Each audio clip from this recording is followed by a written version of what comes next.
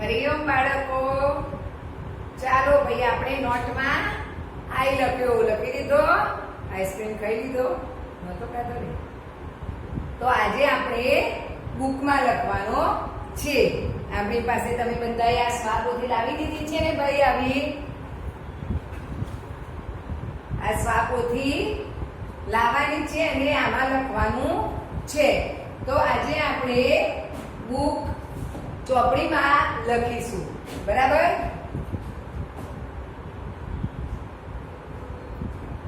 આઈ four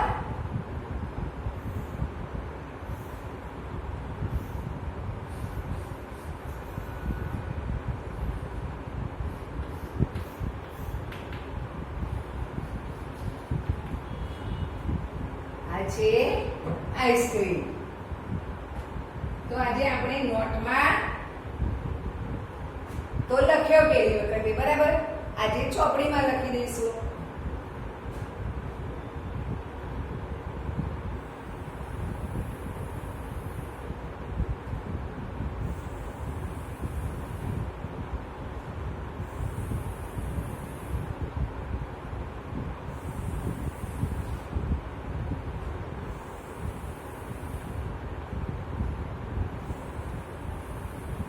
નોટમાં લખો ને ત્યારે સીધી લીટીમાં લખજો, હો ભાઈ.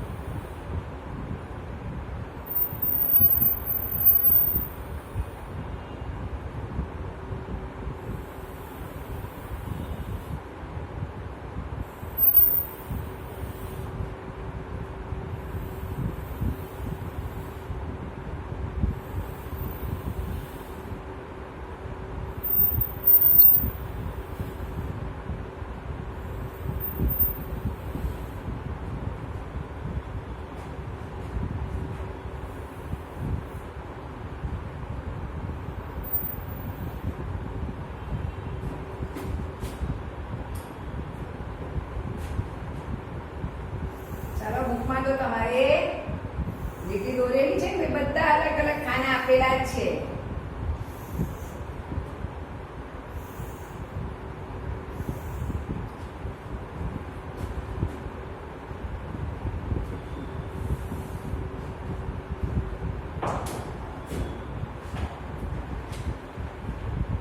ચાલો હવે હું તમને કેટલા આલ્ફાબેટ શીખ્યા એ જુદા જુદા બતાવીશ. આપણે લખવાનો છે કયો આજે? આઈ. કયો લખવાનો છે? આઈ. આઈ ફોર આ ink pot, I for ice cream, બરાબર? હવે આગળ આપણે કયા શીખી ગયા હતા? હવે હું તમને પૂછીશ કે આ કયો આલ્ફાબેટ છે? શું છે આ? જી. G four got. ગોટ એટલે બકરી છે ને ભાઈ? જી.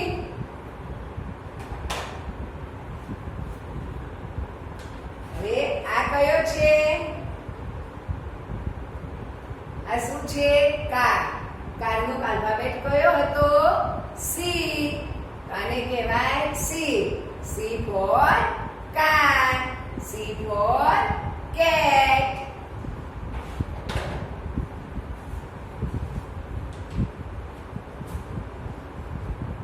કયો હતો?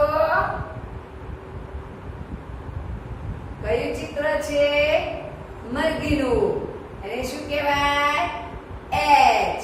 H for hen. હેન એટલે મરઘી. એને H for horse. H for house. આ છે એચ.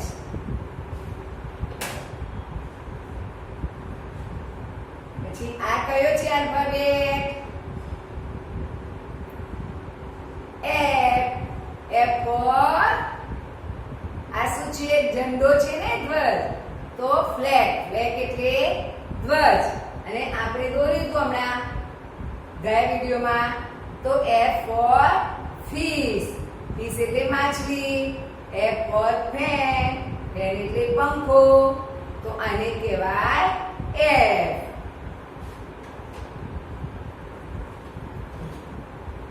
આ શું છે?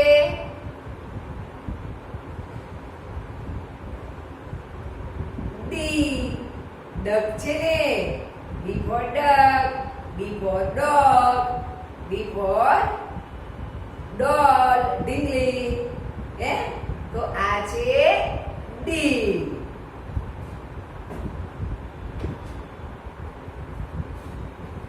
હવે આ શું છે? બી. કયો આલ્ફાબેટ છે? બી છે. બી ફોર બોલ, બી ફોર બેટ, તો આ છે બી.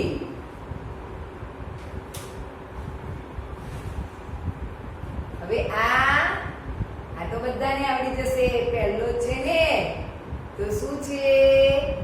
એ. A for apple, A for aeroplane. બરાબર? આ છે એ. અને આ શું છે?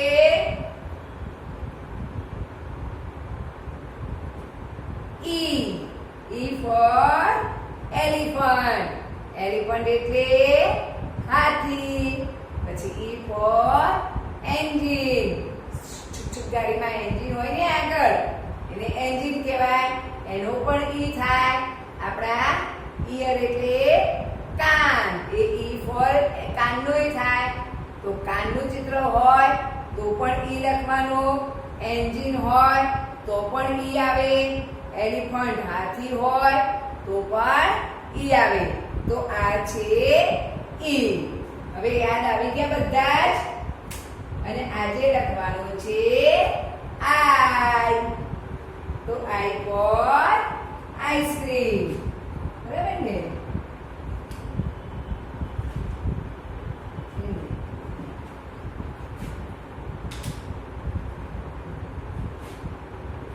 ચલો તો આપણે શું કરીશું?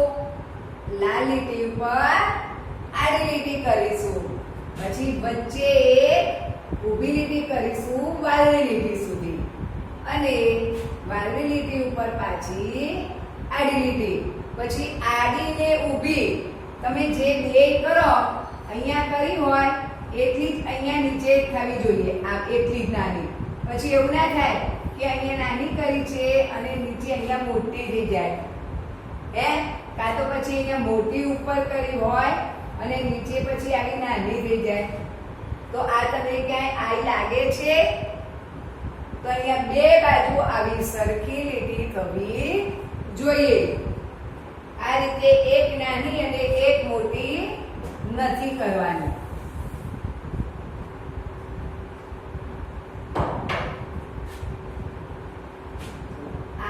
I for ice cream. Ice cream એટલે ice cream. I for ice cream. Ice cream એટલે ice cream. I for ice cream. Ice cream એટલે ice cream. I for ice cream. Ice cream એટલે ice cream. પછી આપણે આ લાલ લીટી છોડી બીજી લાલ લીટીથી શરૂઆત કરીશું કે I for ice cream. Ice cream એટલે ice cream. I for ice cream. Ice cream એટલે ice cream. I for ice cream. Ice cream એટલે ice cream. I for ice cream. Ice cream એટલે ice cream. I for ice cream. Ice cream એટલે ice cream. I for ice cream. Ice cream એટલે ice cream. I for ice cream. Ice cream એટલે ice cream. I for ink pot. Ink pot એટલે શાહીનો ખડિયો. I for ink pot. Ink pot એટલે શાહીનો ખડિયો.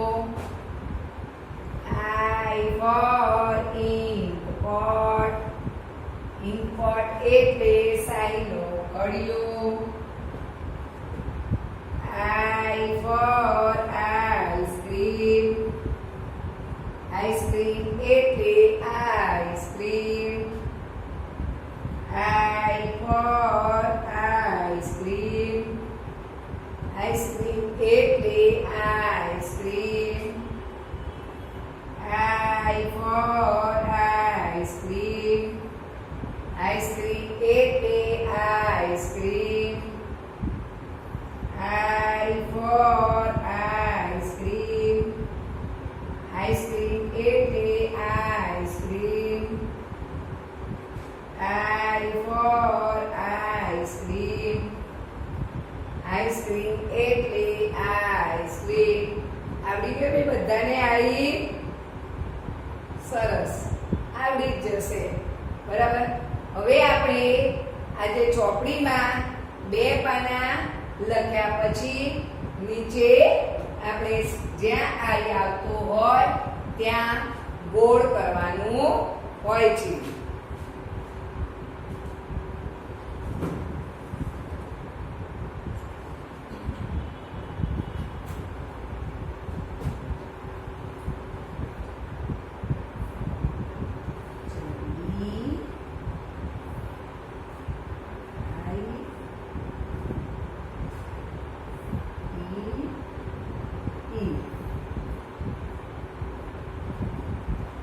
તમે ચોપડીમાં જોશો તો એમાં આઈ ખાલી એક લીટી જ આપી છે, પણ અહીંયા આપણે ઉપર નીચે આડી લીટી કરવાની જ છે.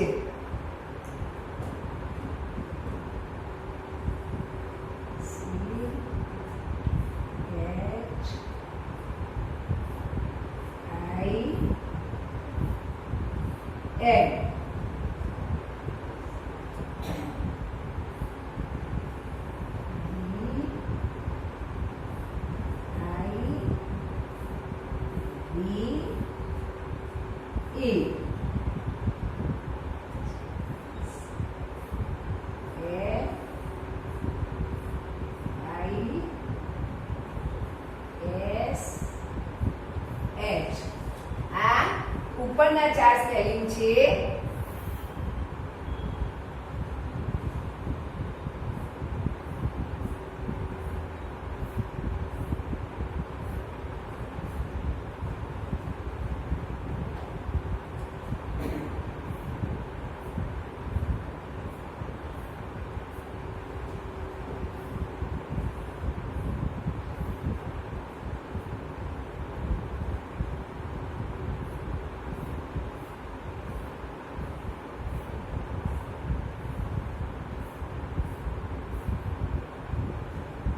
શોધજો તમે ક્યાં છે આઈ, શોધી રાખો તો.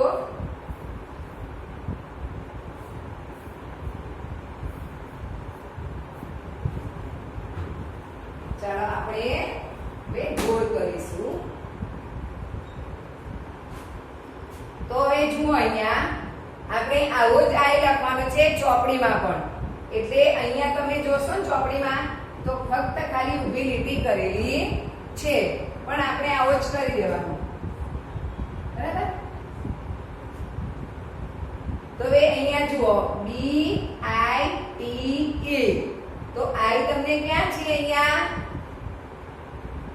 પહેલો છે, નહીં તો બધા સ્પેલિંગમાં પહેલો હોય તો પહેલો શોધી કાઢો.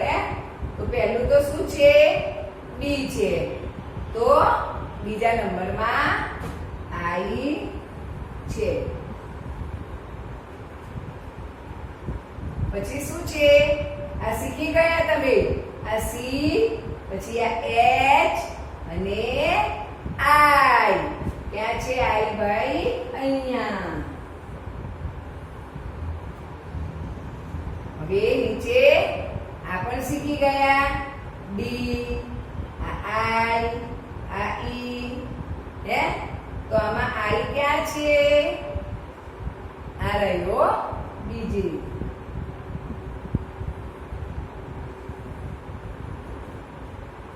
પછી નીચે છે F I S H, fish. તો એમાં આઈ ક્યાં છે? આ છે, આ તો એફ છે, તો આ રહ્યો આઈ. પછી આ નીચેના સ્પેલિંગ છે, તો એમાં ક્યાં છે આઈ? તમને પહેલો જ દેખાઈ જશે, હે ને?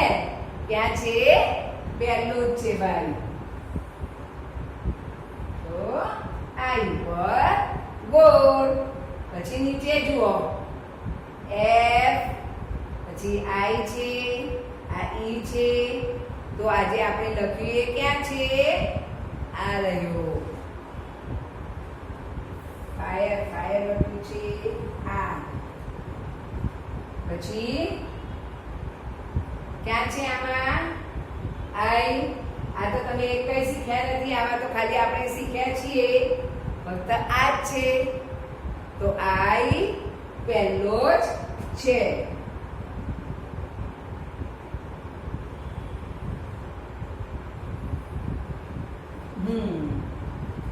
પછી અહીંયા ક્યાં છે? આ છે એફ, આ ઈ છે અને આઈ આ રહ્યું.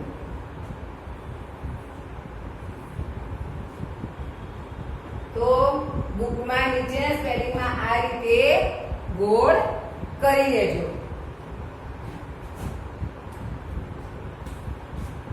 હવે આપણે આજે મોઢે એબીસીડી બોલીશું, બરાબર?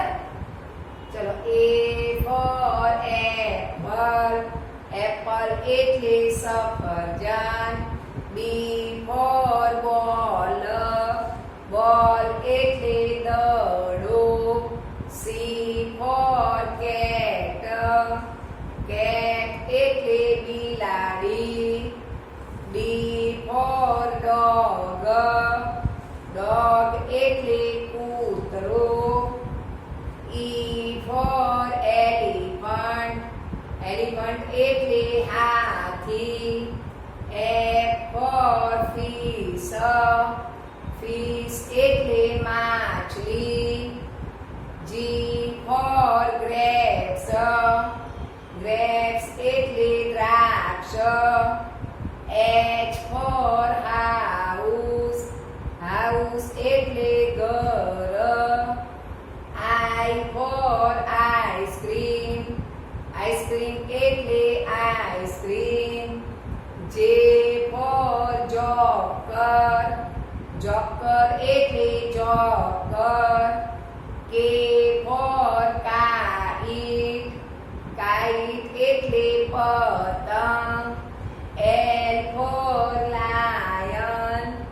લાયન એટલે સિંહ. M for mango.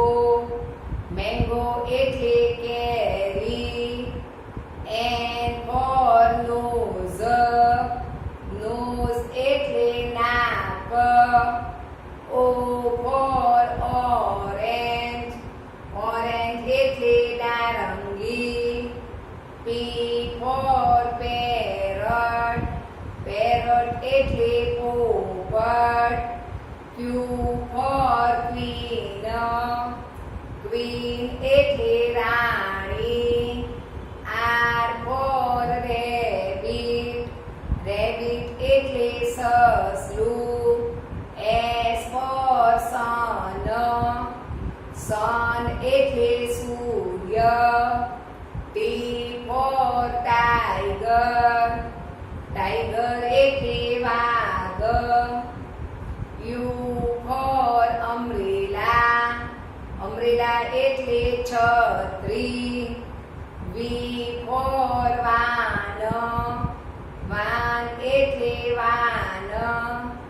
W for watch.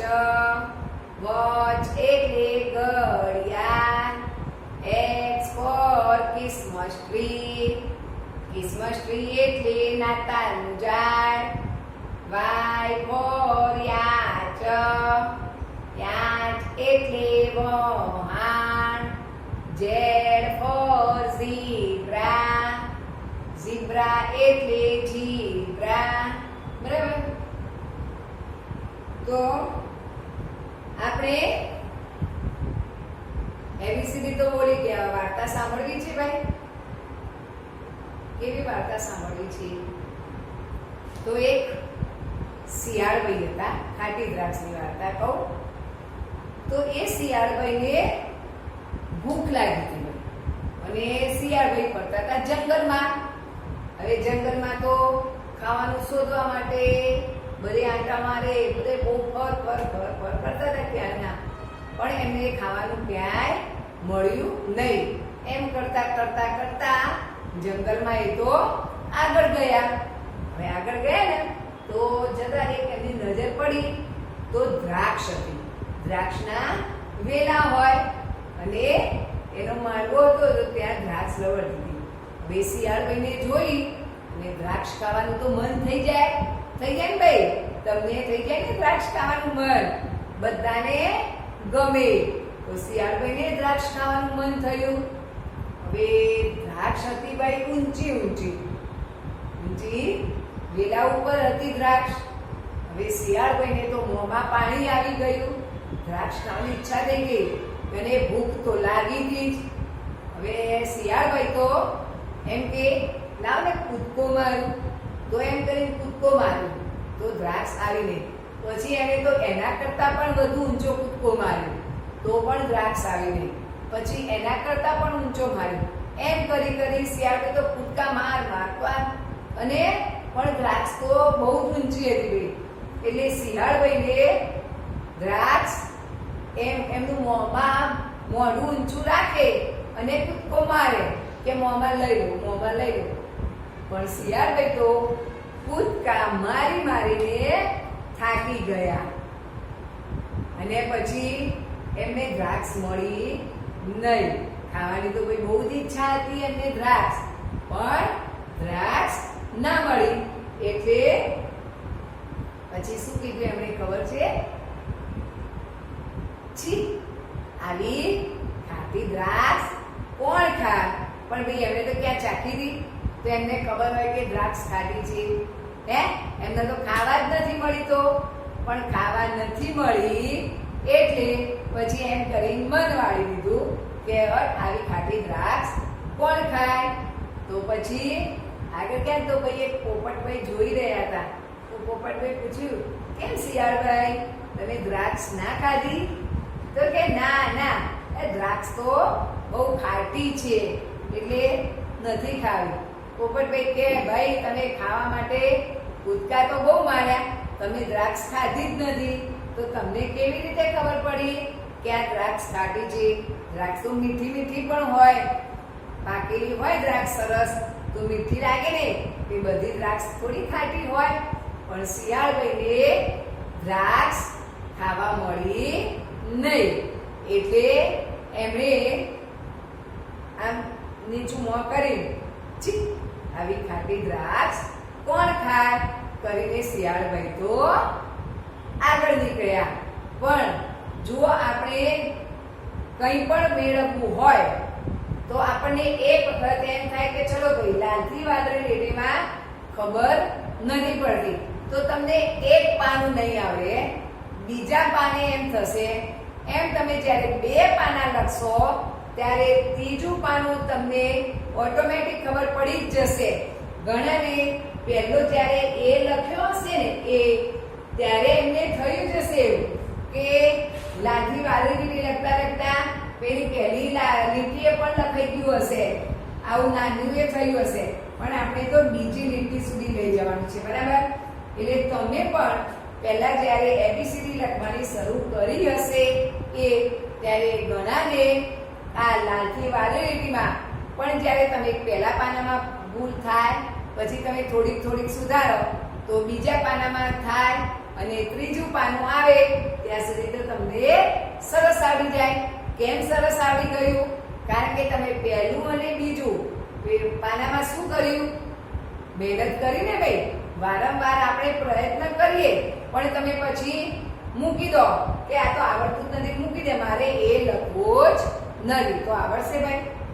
નહીં આવડે ને તો આપણે ભલે ને એક પાનું ના આવડે તો બીજા પાનામાં થોડી ભૂલ થાય, અરે ત્રીજામાં થાય, પણ ચોથા પાને ત્રીજા પાને તો ખબર પડી જ જાય કે આ લાલ છે, આ વાદળી છે, તો આપણે બીજી વાદળી સુધી લઈ જવાનું છે.